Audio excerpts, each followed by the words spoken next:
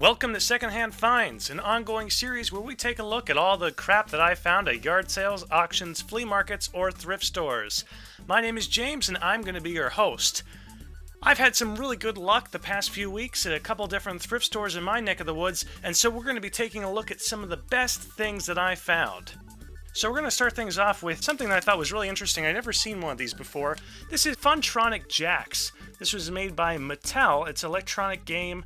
There's no date on it, but it looks like it was made in the late 70s, early 80s. I kind of love old electronic handheld games like this. I haven't got a chance to check it out yet, but for 99 cents, I couldn't really pass it up. I thought that was a really interesting, neat piece. Next, we have two LEGO sets. We have DC Comics Superheroes Batmobile from Batman v Superman, Dawn of Justice. That has a really long title. And then we also have this helicopter-ish vehicle. Very new sets. I only paid 99 cents a piece for these. I think that was a steal. I mean, you try to buy Legos, used Legos or new Legos, secondhand anywhere, and usually you pay an arm and a leg. But I was really excited. Even though these are smaller sets, I think they'll still be pretty fun to put together. Alright, next let's go ahead and take a look at this Polaroid impulse camera. I don't really talk about them much on the channel, but I absolutely love Polaroid cameras. I almost said camels again. I just think they're really nifty. I don't know if you know this, but I actually have a background in photography. That's how I kind of got started in all this, and I just kind of applied everything I knew about photography into videos.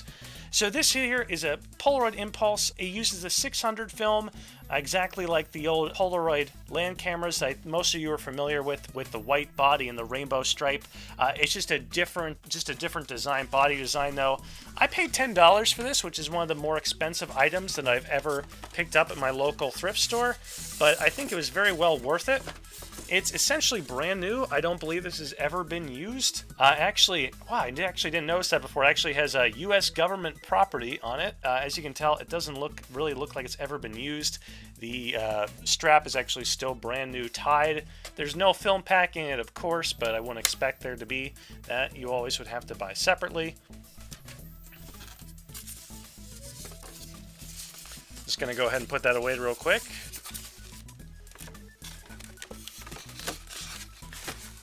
It also did come with an instruction manual for the Impulse camera, and also came with just a little card telling you just a really easy, quick, simple steps, kind of just a quick start guide. The manual and the card are in excellent shape. They don't look like they've ever been used or touched.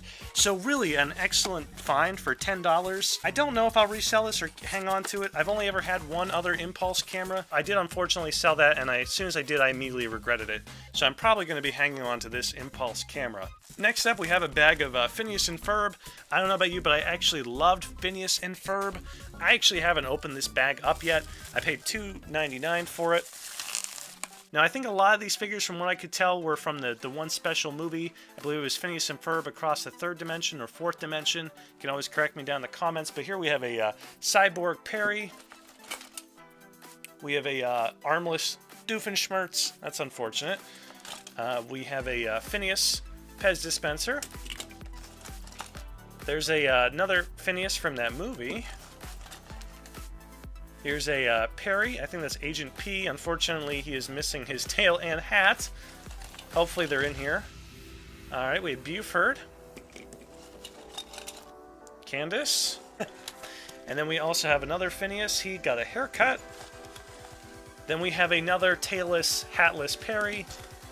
And we have this thing. We've got this thing. So, pretty fun bag for $3. Nothing really to write home about, but I think Cyborg Perry is definitely going to be going on my shelf in the background there. So, be on the lookout for that. Next, we have a stack of VHS tapes. I can't help myself. My wife hates it, but I still, every week, bring home VHS tapes.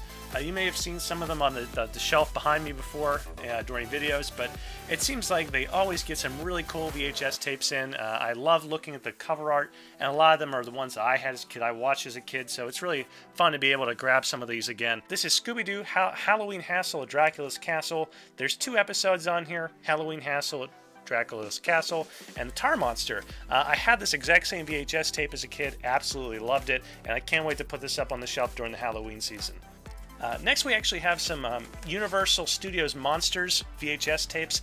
I absolutely love these. I can't wait to put these up on my shelf comes the fall, come October, and they're great. The Wolfman, you have the Mummy, and then you have Frankenstein. Unfortunately, they did have Dracula, but he had a different case. He had a hard case. It just was in a different style. So hopefully I'll be able to come across that or buy that online for cheap. But I thought really cool VHS tapes that I'm definitely going to be putting up on the shelf. Next, we have an absolutely bizarre find. It's a NES Cleaning Kit. So I found this for 99 cents. The shrink wrap is still on it. I opened this up, and honestly, all of the contents look unused. So I don't know if someone at the thrift store opened this up just to verify contents, or if it was opened by the previous owner. But everything in here is untouched, unused.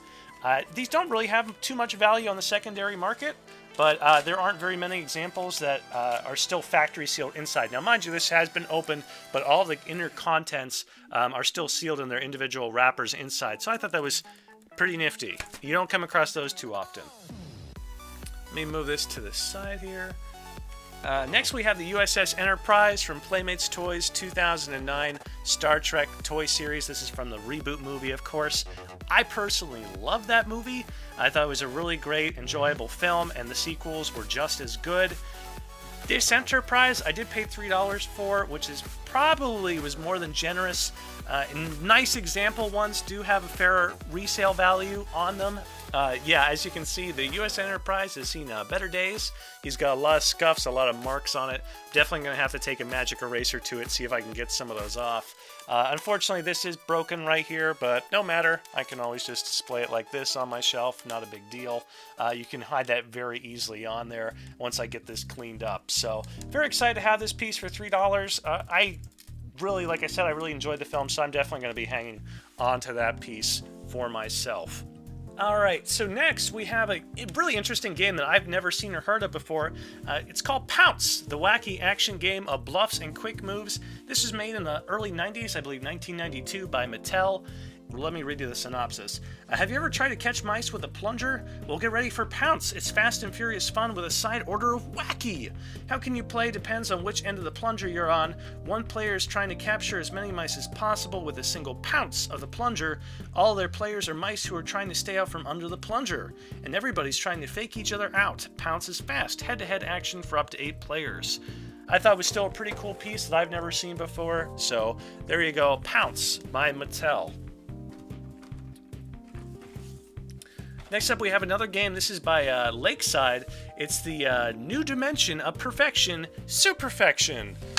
Get it? It's like super and perfection. So it's a really cool game. I'm pretty sure most of you have played the regular Perfection. There also was a copy of that game there as well, but of course, it was missing one piece. This game is complete. I took a look at it. It was also $2, so I couldn't really pass it up for that price. I did try out the timer on it. It seems to work great. So I think that's going to be pretty fun to play with. Now the last thing is actually my favorite find of the entire day. I paid $5 for this bag of junk, but when I saw it, I had to get it. I really haven't really gone through it yet. I didn't even open up the bag, so I'm going to do that here on camera. So think of this as an unbagging or an unboxing, if you will. This was kind of in the junk section, but you have a lot of just junk in here, a lot of just a junky jewelry, and that's not what I was after. What I was after were these. There's a bunch of promotional watches in here, and I absolutely had to have this bag just for that reason. So we have a Kraft Macaroni and Cheese Club watch. There was a huge fad in the late 80s, early 90s where everyone and everything had to have a quartz watch, a digital watch, as some kind of promotional thing or as some kind of a toy. Everybody got in on this watch action. And no, I mean, I had a bunch of those kind of watches as a kid, so to find this bag was really cool. We also have a Pillsbury Doughboy. That one's seen better days. We have another Pillsbury Doughboy. Here's another Pillsbury. Unfortunately, this one is broken as well, so we only have one good Pillsbury. All right, we have 35 years of Disneyland. And there's another Tidy Cat, well, what I thought were Tidy Cats. Here's some junk jewelry. There's earplugs, junk jewelry. Oh, here's the other pieces of our Pillsbury watch. Here we have a Tropicana watch, very nice. Tropicana orange juice. We have another Disney, 35 years. This one's fun. This is a Kool-Aid watch.